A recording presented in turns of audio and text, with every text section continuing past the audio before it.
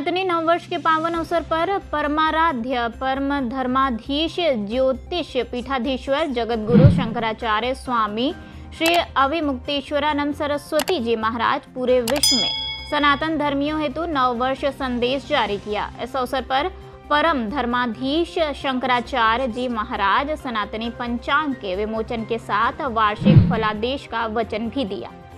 उक्त जानकारी देते हुए परम धर्माधीश शंकराचार्य जी महाराज ने केदार घाट के बगल में स्थित शंकराचार्य घाट पर प्रतिदिन प्रातः आयोजित होने वाले प्रातः मंगलमय कार्यक्रम में वार्षिकोत्सव पर विविध आयोजन किया गया। ज्योतिर्मठ के वर्ष भर के कार्य योजना पर प्रकाश डाला गया। गौ माता के प्राणों की रक्षा व गौ माता को राष्ट्र माता घोषित कराने हेतु बनाई गई गौ नीति का खुलासा किया गया।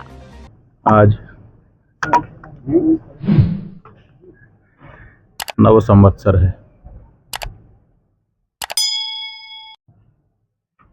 ये गणना सृष्टि के प्रथम दिन से चली आ रही है।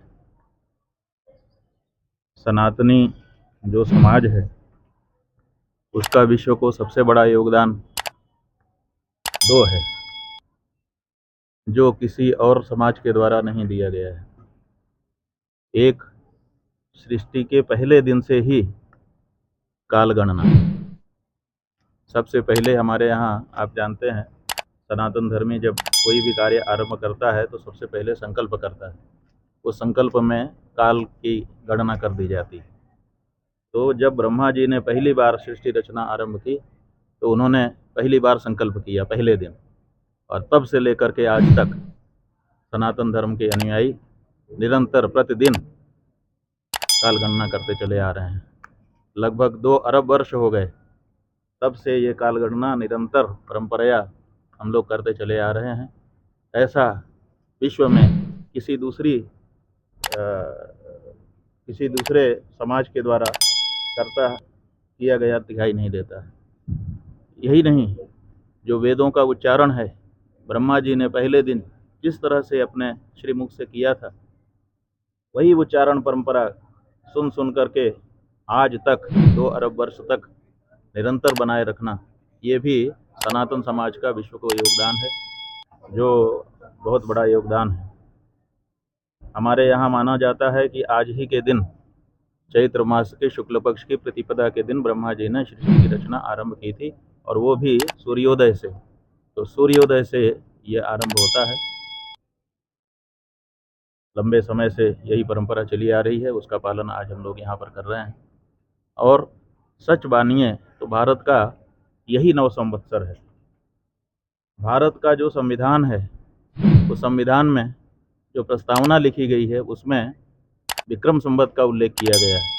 इसका मतलब है कि भारत का जो संवत्सर है वो यही विक्रम संवत्सर है।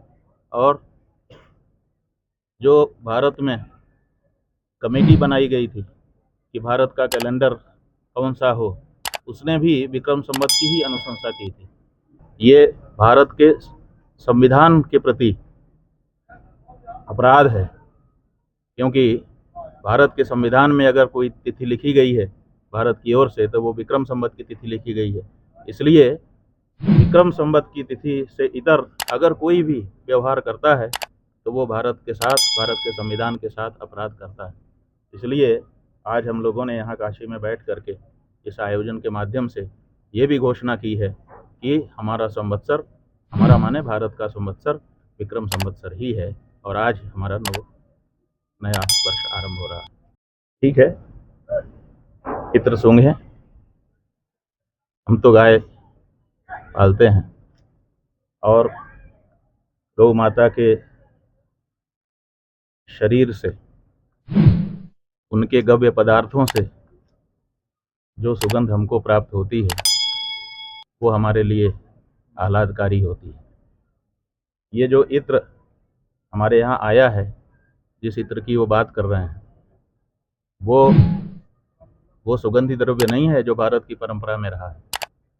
ये इन्हीं आक्रमणकारियों के साथ आई है वो विधा, और उनके महफिलों में वो सुगंध उड़ती है।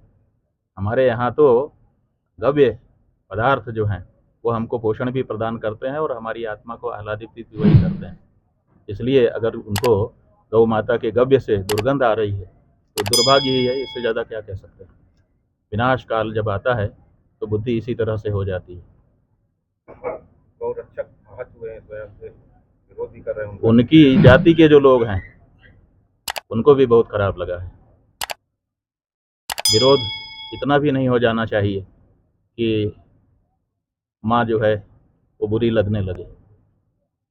गाय हमारी माँ है और उसकी सुगंध आपको बुरी लग रही है, इससे बढ़कर के दुर्भाग्य और कुछ नहीं हो सकता। महाराज जी, बनारस में भी औरंगाबाद का नाम बदलने, औरंगजेब के नाम से भाई बदल ही देना चाहिए। ये हमको बड़ा खराब लगता है कि टुकड़े टुकड़े में आज ये नाम बदलेंगे, आज वो नाम बदलेंगे। क्यों नहीं? भारत की संसद में ये प्रस्ताव आता है कि आक्रमणकारियों के द्वारा जो कुछ हमारे मूल स्वरूप में परिवर्तन किया गया था उसको हम रिस्टोर करने के का कानून पारित करते हैं। तो पूरे देश में जहाँ जहाँ आक्रमणकारियों के द्वारा हमारे पुराने नामों को बदला गया था उसको पुनः यथावत करने का कानून क्यों नहीं पारित कर दिया जाता है?